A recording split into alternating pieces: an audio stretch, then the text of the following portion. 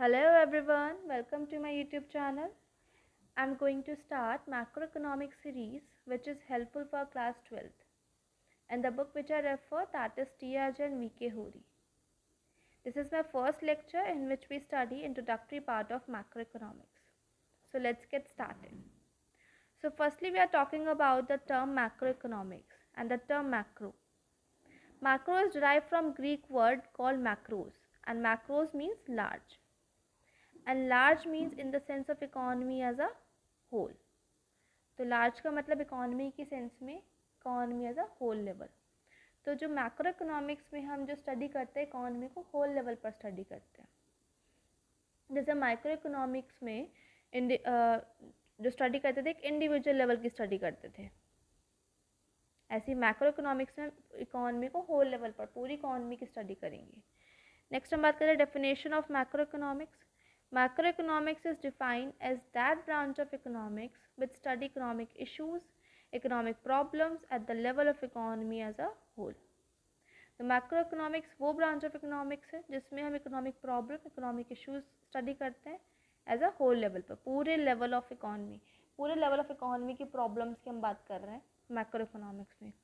For example employment level in an economy, हम पूरी economy के एम्प्लॉयमेंट लेवल की स्टडी कर रहे हैं मैक्रोइकोनॉमिक्स में. Problem of price rise in an economy, that is inflation, जो हम इन्फ्लेशन की स्टडी कर रहे हैं वो मैक्रो इकोनॉमिक्स में हम स्टडी कर रहे हैं. Demand for all goods and services in an economy, that is aggregate demand which means total demand. Total demand जो हम पढ़ रहे हैं, टोटल डिमांड की जो हम स्टडी कर रहे हैं वो हम मैक्रो इकोनॉमिक्स मतलब हम पूरी इकोनॉमी की डिमांड की स्टडी कर रहे हैं मैक्रो इकोनॉमिक्स में. अंडरस्टैंड. जैसे हम माइक्रो इकोनॉमिक्स में हम इंडिविजुअल डिमांड की बात करते थे, ऐसे ही मैक्रो इकोनॉमिक्स में हम टोटल डिमांड कितनी हमारी इकोनॉमी के अंदर, वो हम किस में स्टडी करेंगे, मैक्रो इकोनॉमिक्स में. So next topic is difference between micro economics and macro economics. तो अब हम डिफरेंस देखते हैं कि माइक्रो इकोनॉमिक्स में क्या था और मैक्रो इकोनॉमिक्स में क्या डिफरेंस है. तो first point is level of study. वही चीज़ मैंने बताई है कि मैक्रो इकोनॉमिक्स को हम होल लेवल पर स्टडी करते हैं कि पूरी इकोनॉमी की लेवल, पूरी इकोनॉमी की स्टडी कर रहे हैं, पूरे होल लेवल पर स्टडी कर रहे हैं. और माइक्रो इकोनॉमिक्स में जो हम स्टडी कर रहे हैं एक इंडिविजुअल लेवल की स्टडी कर रहे हैं, that is individual demand, individual supply, है ना, कंज्यूमर डिमांड, प्रोड्यूसर सप्लाई. लेकिन मैक्रो इकोनॉमिक्स में हम एग्रीगेट डिमांड, एग्रीगेट सप्लाई की बात कर रहे हैं.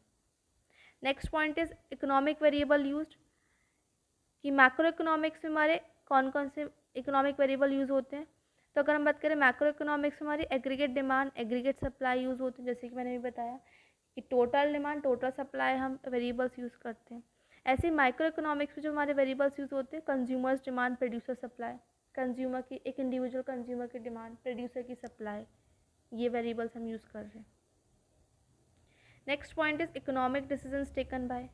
जो मैक्रो इकोनॉमिक्स में जो डिसीजंस होते हैं, इकोनॉमिक डिसीजंस होते हैं, वो कौन लेता है, कौन इंस्टीट्यूशनल इकोनॉमिक यूनिट्स लेती हैं, जैसे कि आरबीआई हो गया, सेबी हो गया. ऐसे माइक्रो इकोनॉमिक्स में जो डिसीजंस लेता है वो कौन लेता है, इंडिविजुअल इकोनॉमिक यूनिट्स, या तो कोई इंडिविजुअल पर्सन, कोई एक सिंगल इंडिविजुअल कंज्यूमर ले रहा है, या फिर इंडिविजुअल प्रोड्यूसर ले रहा है, या फिर कोई भी इंडिविजुअल इकोनॉमिक यूनिट्स ले रही है. ठीक है. Next topic, next point is focus. जो हमारा मैक्रो इकोनॉमिक्स में मेन फोकस होता है, focus is on social welfare at large.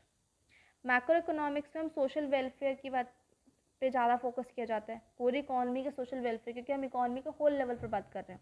तो मेन फोकस किस पर होता है, सोशल वेलफेयर. लेकिन माइक्रो इकोनॉमिक्स में एक इंडिविजुअल की बात हो रही है, इंडिविजुअल की स्टडी हो रही है, वो किस पर करता है, focus is on profit maximisation at individual level. तो फोकस किस पर होता है माइक्रो इकोनॉमिक्स में, एक तो प्रॉफिट मैक्सिमाइजेशन की बात की जाती है और इंडिविजुअल लेवल पर स्टडी होता है, मतलब इंडिविजुअल लेवल पर फोकस किया जाता है. Next degree of aggregation. जो हमारा डिग्री ऑफ एग्रीगेशन है वही मैक्रो इकोनॉमिक्स में जो डिग्री ऑफ एग्रीगेशन मतलब टोटल, एग्रीगेट मतलब टोटल. तो मैक्रो इकोनॉमिक्स में तो मैंने बताया कि इकोनॉमी को होल लेवल पर बात करते हैं, तो जो डिग्री ऑफ एग्रीगेशन है मैक्रो इकोनॉमिक्स में वो लार्ज लेवल है. लेकिन माइक्रो इकोनॉमिक्स में ऐसा नहीं है कि बिल्कुल इंडिविजुअल की ही स्टडी कर रहे हैं, कुछ लिमिटेड डिग्री ऑफ एग्रीगेशन रहता है, इतना नहीं रहता जितना मैक्रो में रहता, लेकिन लिमिटेड डिग्री ऑफ एग्रीगेशन है, कुछ लेवल ऑफ, जैसे कि हमने माइक्रो इकोनॉमिक्स हम पढ़ते हैं demand of first person, first individual, demand of second individual, और फिर हम एक मार्केट डिमांड का कर्व बनाते थे, है ना। तो कुछ लेवल ऑफ एग्रीगेशन हम पढ़ते हैं माइक्रो इकोनॉमिक्स में, लेकिन लार्ज लेवल ऑफ एग्रीगेशन जो है हमारा किस में रहता है, मैक्रो इकोनॉमिक्स में रहता है। नेक्स्ट है सेंट्रल इशू। जो मैक्रो इकोनॉमिक्स में सेंट्रल इशू क्या है, determination of overall level of output and employment, it is central issue of macro economics, कि overall level of output and employment determine करना, वो हमारा सेंट्रल इशू है किसका, मैक्रो इकोनॉमिक्स का। लेकिन माइक्रो इकोनॉमिक्स का सेंट्रल इशू क्या है, एलोकेशन ऑफ रिसोर्सेज, कि रिसोर्सेज को कैसे एलोकेट करें, वो हमारा सेंट्रल इशू किसका है, माइक्रो इकोनॉमिक्स का सेंट्रल इशू है। Next is method of study. Method of study की बात करें तो general equilibrium analysis. General equilibrium analysis means कि हम सारे मार्केट के इक्विलिब्रियम की बात करते हैं। जैसे हमारे इकोनॉमी में डिफरेंट डिफरेंट मार्केट्स होती हैं, प्रोडक्ट मार्केट हो गई है, या गुड मार्केट जिसको हम बोले गुड्स मार्केट, या फिर मनी मार्केट, जो डिफरेंट डिफरेंट मार्केट्स हैं उन सब के इक्विलिब्रियम की बात की जाती है मैक्रो इकोनॉमिक्स में, कि हम जो डिफरेंट डिफरेंट मार्केट है सब में इक्विलिब्रियम लेवल की बात कर रहे हैं, जहाँ पर डिमांड एंड सप्लाई कट करती है। लेकिन अगर हम बात करें माइक्रो इकोनॉमिक्स में पार्शियल इक्विलिब्रियम एनालिसिस किया जाता है। पार्शियल इक्विलिब्रियम एनालिसिस मतलब कि कुछ हम सिर्फ कुछ ही मार्केट्स की बात करें, कुछ ही मार्केट्स में इक्विलिब्रियम लेवल की स्टडी कर रहे हैं, लेकिन मैक्रो इकोनॉमिक्स में हम सारे मार्केट्स की इक्विलिब्रियम की स्टडी कर रहे हैं, एनालिसिस कर रहे हैं। ऑलराइट, तो ये था हमारा topic, difference between micro economics and macro economics. Understand? So our next topic is scope of macro economics. Scope of macro economics में हम क्या देखते हैं, इसका मतलब कि हम मैक्रो इकोनॉमिक्स में क्या पढ़ेंगे, इससे कंसर्न है स्कोप ऑफ मैक्रो इकोनॉमिक्स, कि हम क्या क्या, मतलब मैक्रो इकोनॉमिक्स में हम क्या पढ़ते हैं, क्या स्टडी करते हैं, और जो हमारा सिग्निफिकेंस है, सिग्निफिकेंस जो है हमारा मैक्रो इकोनॉमिक्स का, मतलब हम क्यों मैक्रो इकोनॉमिक्स को पढ़ते हैं। तो ये आज हम दो टॉपिक्स पढ़ेंगे, एक हमारा स्कोप ऑफ मैक्रो इकोनॉमिक्स और एक हमारा सिग्निफिकेंस ऑफ मैक्रो इकोनॉमिक्स। पहले बात करते हैं स्कोप ऑफ मैक्रो इकोनॉमिक्स, कि हम क्या क्या चीज़ें पढ़ते हैं मैक्रो इकोनॉमिक्स में। तो first is estimation of national income and related aggregates. तो मैक्रो इकोनॉमिक्स में जो हम सबसे पहले पढ़ते हैं वो क्या, कि नेशनल इनकम का कॉन्सेप्ट हम पढ़ते हैं, कि नेशनल इनकम को एस्टिमेट करने का कॉन्सेप्ट हम मैक्रो इकोनॉमिक्स में पढ़ते हैं, और उससे रिलेटेड एग्रीगेट जैसे कि जीडीपी की हम बात करें, एनडीपी की बात करें, वो हम किस में स्टडी करते हैं, मैक्रो इकोनॉमिक्स में स्टडी करते हैं। ठीक है, नेक्स्ट आता है हमारा थ्योरी ऑफ एम्प्लॉयमेंट। जो एम्प्लॉयमेंट की थ्योरी है वो हम स्टडी करते हैं मैक्रो इकोनॉमिक्स में, या फिर अनएम्प्लॉयमेंट है वो हम मैक्रो इकोनॉमिक्स में स्टडी करते हैं। जैसे कि एक कीनजियन थ्योरी आएगी आपकी, कि कितना एम्प्लॉयमेंट लेवल है, क्या क्या कॉजेज़ है अनएम्प्लॉयमेंट के, क्या क्या पॉसिबल रेमेडीज़ है अनएम्प्लॉयमेंट को रिमूव करने के लिए। तो वो जो स्टडी करेंगे वो मैक्रो इकोनॉमिक्स में स्टडी करते हैं। नेक्स्ट आता है हमारा थ्योरी ऑफ मनी। जैसे कि थ्योरी ऑफ मनी से अगर हम बात करें तो सबसे पहले आता है हमारा दिमाग में RBI and credit creation. Macro economics में हम आरबीआई की स्टडी करेंगे, RBI that is central bank जो है हमारी कंट्री का, फंक्शंस ऑफ आरबीआई हम स्टडी करेंगे। ठीक है, और क्रेडिट क्रिएशन में हमारा आता है कि कमर्शियल बैंक कैसे क्रेडिट क्रिएट करते हैं, कमर्शियल बैंक पैसे से पैसा कैसे बनाते हैं, उसकी स्टडी करेंगे हम मैक्रो इकोनॉमिक्स में, जो कि हमारा मनी इन बैंकिंग चैप्टर आएगा आगे, उसमें हम पढ़ेंगे। नेक्स्ट आता है theory of general price level. General price level की थ्योरी हम पढ़ेंगे मैक्रो इकोनॉमिक्स में। इसमें दो टर्म आते हैं, एक होता है इन्फ्लेशनरी गैप और एक होता है डिफ्लेशनरी गैप। कि inflationary gap, deflationary gap, inflation मतलब जनरल प्राइस लेवल का राइज होना, डिफ्लेशनरी गैप या फिर डिफ्लेशन का मतलब जनरल प्राइस लेवल का फॉल होना। ठीक है, ये वाले सिचुएशंस हम पढ़ेंगे, इन्फ्लेशनरी डिफ्लेशनरी गैप के सिचुएशंस मैक्रो इकोनॉमिक्स में। नेक्स्ट आता है रोल ऑफ गवर्नमेंट, कि गवर्नमेंट का क्या रोल है इकोनॉमी के अंदर, दैट इज गवर्नमेंट बजट। इसमें आता है हमारा गवर्नमेंट बजट, एक चैप्टर है। गवर्नमेंट बजट पढ़ेंगे पूरा, कि गवर्नमेंट बजट के अलग अलग कंपोनेंट्स पढ़ेंगे, कैपिटल रिसिप्ट्स क्या होता है, रेवेन्यू रिसिप्ट्स क्या होते हैं, गवर्नमेंट कहाँ कहाँ से पैसा, गवर्नमेंट का रेवेन्यू कहाँ कहाँ से जनरेट होता है, ये सब चीज़ें हम पढ़ेंगे मैक्रो इकोनॉमिक्स में।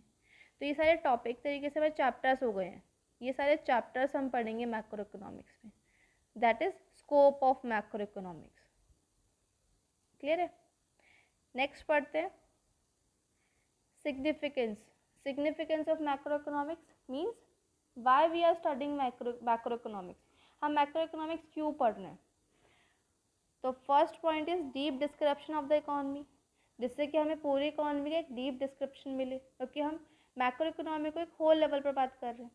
तो जब हम होल लेवल पर बात करें तो इकोनॉमी को अब एक डीपली पूरा इकोनॉमी का एक अच्छे से डिस्क्रिप्शन हमें किस में मिलता है, मैक्रो इकोनॉमिक्स में मिलता है। कि हम नेशनल इनकम को एस्टिमेट कर रहे हैं इसमें, अनएम्प्लॉयमेंट की स्टडी हम इसमें कर रहे हैं, गवर्नमेंट का बजट हम इसमें पढ़ रहे हैं मैक्रो इकोनॉमिक्स में। तो ये एक इम्पॉर्टेंस है मैक्रो इकोनॉमिक्स की स्टडी का। नेक्स्ट आता है road map of growth and development. Macro economics हमें एक रोड मैप देता है ग्रोथ एंड डेवलपमेंट का, क्योंकि जो प्रोग्राम एंड पॉलिसीज है इकोनॉमिक ग्रोथ की, वो हम पूरा किस में पढ़ रहे हैं। एक तो गवर्नमेंट बजट पढ़ा हमने, गवर्नमेंट बजट के अंदर हम पॉलिसीज एंड प्रोग्राम्स भी पढ़ रहे हैं, है ना। वो उसकी वजह से हम मैक्रो इकोनॉमिक्स हमारे लिए इम्पोर्टेंट है पढ़ना। नेक्स्ट आता है economic stability. Study of macro economics help achieve economic stability. जो हमारा मैक्रो इकोनॉमिक्स की स्टडी है वो इकोनॉमिक स्टेबिलिटी को भी अचीव कराती है। जैसे कि हम मैक्रो इकोनॉमिक्स में मॉनेटरी पॉलिसी पढ़ते हैं, फिस्कल पॉलिसी पढ़ते हैं। मॉनेटरी पॉलिसी कौन रेगुलेट करता है, ये हम आगे चैप्टर्स में सब पढ़ेंगे डिटेल में। मॉनेटरी पॉलिसी आरबीआई रेगुलेट करता है, फिस्कल पॉलिसी हमारा गवर्नमेंट रेगुलेट करती है। और इनका मेन पर्पस क्या होता है, मॉनेटरी पॉलिसी का मेन पर्पस होता है मनी सप्लाई को कंट्रोल करना या फिर मनी सप्लाई को फ्लो कराना। और फिस्कल पॉलिसी का मेन पर्पस क्या होता है, इकोनॉमी को स्टेबल कराना। इन दोनों का मेन पर्पस जो है इकोनॉमी को स्टेबल करवाना। तो ये हम मैक्रो इकोनॉमिक्स पे स्टडी करते हैं, ये एक इम्पॉर्टेंस है मैक्रो इकोनॉमिक्स की स्टडी का। नेक्स्ट आता है बीओपी स्टेटस।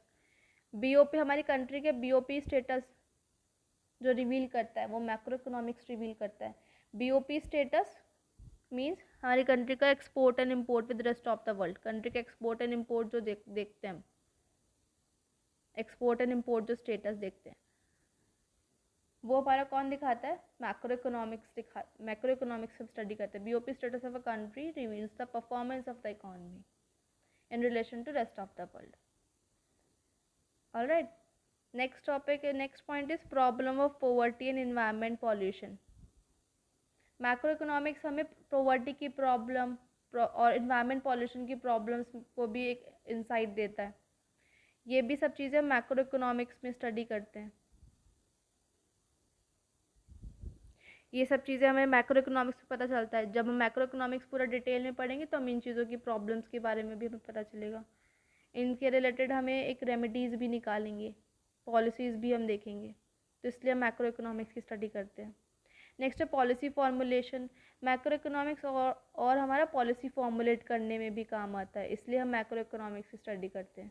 क्योंकि पूरा डीप डिस्क्रिप्शन कर रहे हैं मैक्रो इकोनॉमिक्स को, डीपली मतलब पूरा अच्छे से मतलब पूरी एक डिटेलिंग पढ़ रहे हैं पूरी इकोनॉमी का, तो हमारा पॉलिसी फॉर्मुलेट करने में भी यूज़ आता है macro economics. So this is all of introductory part of chapter 1. So thank you and all. Thanks for watching.